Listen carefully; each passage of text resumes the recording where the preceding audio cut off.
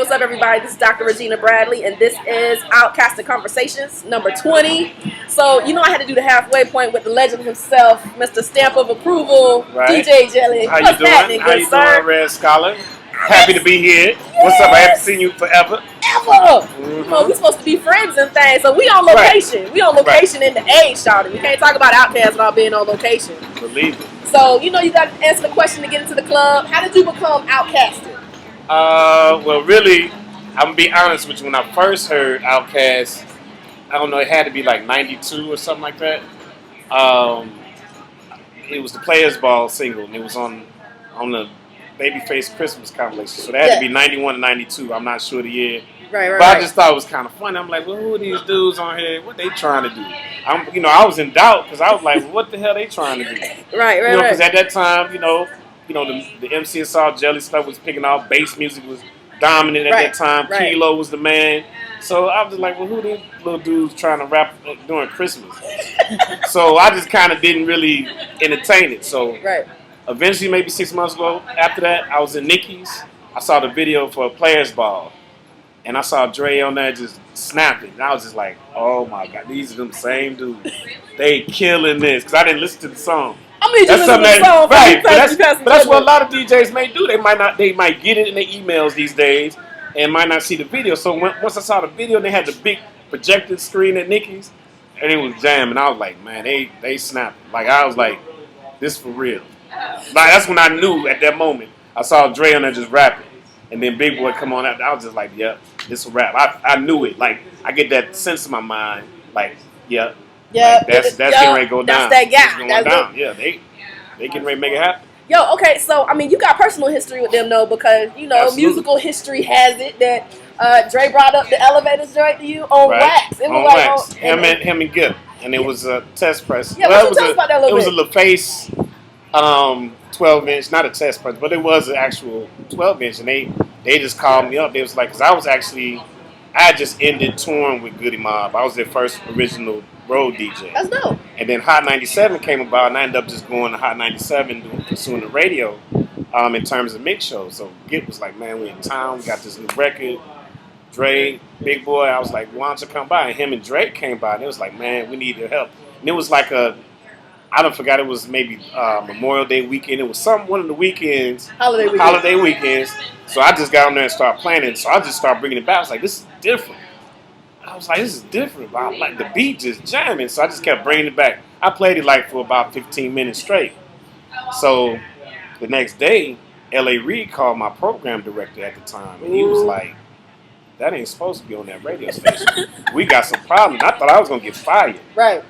But, the program director at the time, Steve Hegwood, if I'm not mistaken, he just stood by me. And he was just like, look, we here to play the hottest records of what's going on, straight up. We're the streets. Right. And, Jelly represents the streets. So we got to really make this happen. So, from there, I was good.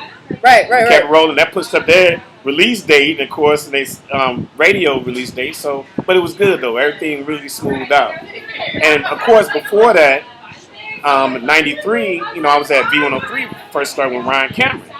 So what I would do is, of course, in my mix show, I had a lot of freedom at that time. I still do, thanks to all my program directors I deal with. What's up, Reggie Rouse, V103? But it was a lot of West Coast dominating the airwaves in Atlanta. Right. They wasn't playing no local nothing. And that, of course, after I witnessed that situation, the video at Nicky's, I was like, I got to play these boys. And from there, I started really pushing Outkast and the vibe of the whole Dungeon family on the radio, because nobody was really supporting on mix shows. And hip-hop wasn't really that big on the radio at that time in the early 90s. So we had our little 9 o'clock, 10 o'clock little window, and I just started cranking up Outkast, and it was a rap after that.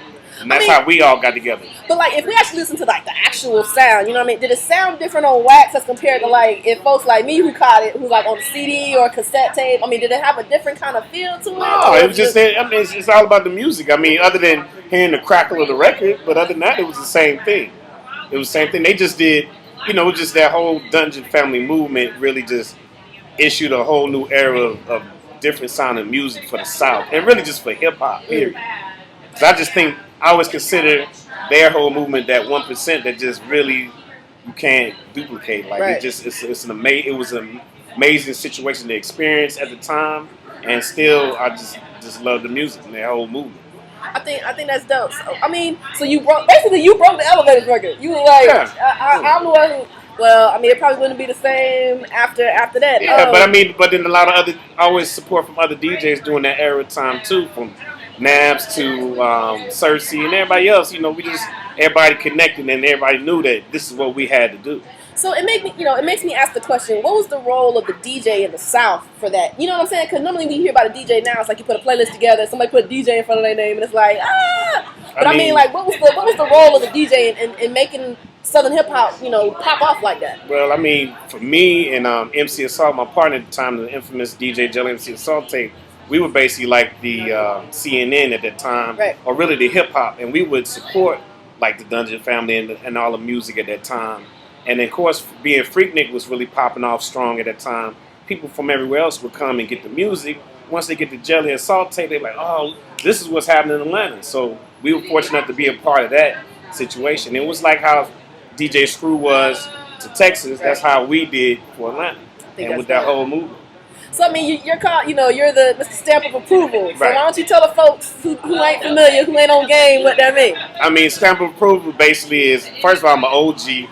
Been in the game 22 years, and I've always had a knack of understanding hip hop, but not only hip hop, but Southern hip hop. Not only Southern hip hop, but really Atlanta hip hop. Right. Really understanding it without even being able to speak in terms of it. It's just like I just feel it. It's more of a feel like, oh, I understand what this is and where it should happen and where it should go.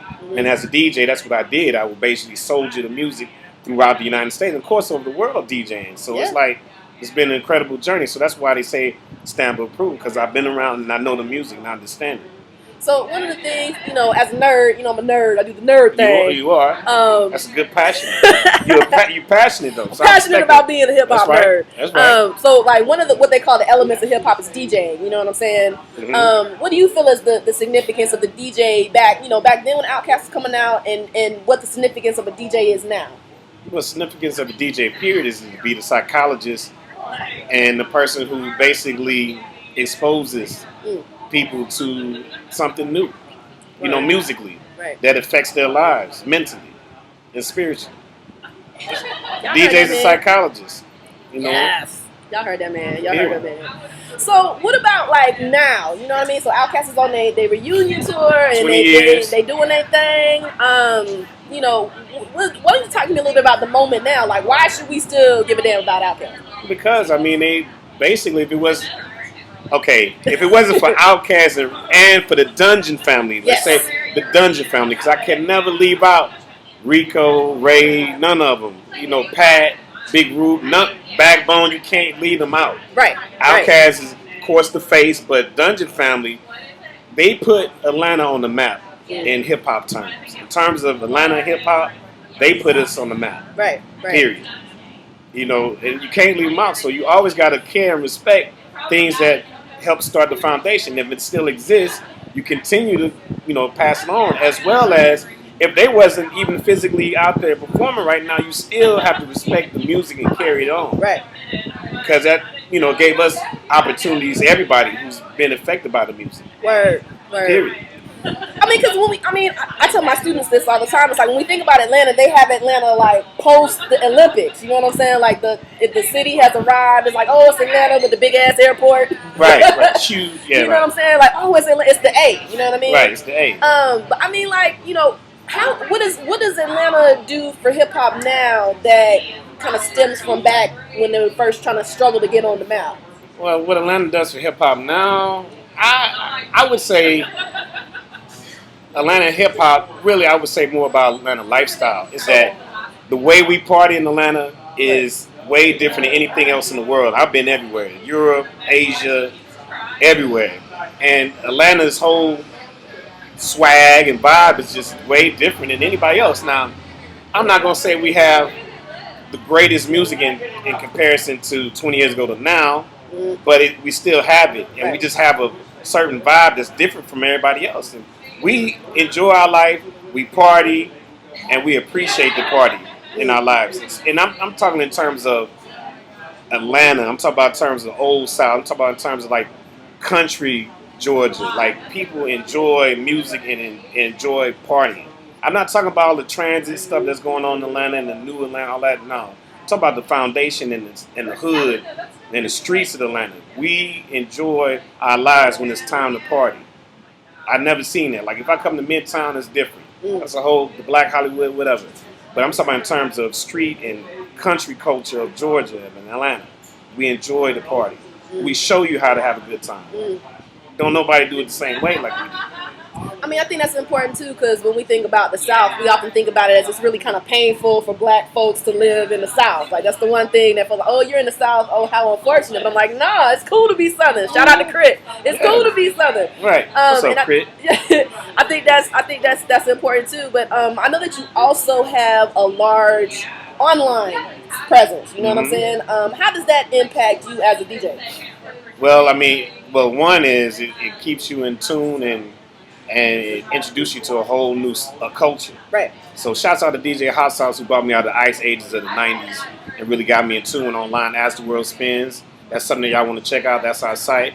But, I mean, it just keeps you in tune with what's going on now. I mean, it's like anything else. If you don't advance yourself and put yourself in the arena of things that moves forward in life and in technology, then you will be a relic. And sometimes you get erased out of history. So the online presence is the next chapter that helps the music and helps the DJ. So I had to get on it. It's like, hey, I got to stay relevant, and I have to make sure that these kids understand and people who are involved in the online presence know what's going on with DJ Charlie. I had to stay in the mix. I think that's so. It's Black Music Month, right? It's June. It's Black Music Month. Every month? Me. True. I'm just saying. Well, this is like officially recognized okay. as Black Music Month. So it's not February? No, that's Black History Month. I'm messing with you. Look at that. That's right. The scholar. That's why I got me right. So what do you want your legacy to be for Black music?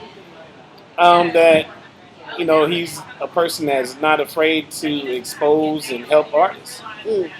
Period. And that's been my thing, to help artists. I can't help everybody. Right. But stuff that I really believe in and that, people are not necessarily turned on to, I'm able to do that, especially my position. Shouts out to Red Bull Sound Select program, which I'm doing as well, which helps, undiscovered talent get exposed. And that's another platform. And I'm glad that I'm connected to things that are providing that for up and coming artists and artists that been around and have never been exposed. So I continue that. Jelly's a stamp of approval. He helps artists. I think that's dope. So aside from the Red Bull and the As the World Spins and traveling all over the world, taking over, what else you got going on? I teach at the Scratch DJ Academy here in Atlanta. They just started. Shouts out to Jam Master Jay, rest in peace, who started the program over 10 years ago in New York before he was murdered. So they started a new program here. So I'm instructing, from kids to teachers and lawyers. They come in my class and want to know how to DJ. So I've been doing that a lot. That's where my mind has been and most of my time has been now at the moment. As well as doing the Red Bull Sound Select, curating for them, as well as doing V103, and as well as doing the Southern Style DJs, Big on Records, and just keeping everything going. All the brands going. I think that's dope. Y'all, this DJ Jelly, this a legend right here. This that's my what friend. They say. I just work for Georgia. I just work for Georgia. You work for the South, Shawty. Work for the South. Appreciate you giving me a little bit of your time. I know you got a lot going on and everything. I'm Dr. Regina Bradley. This is Outkasted Conversations. I'm going to holler at y'all. Y'all be easy.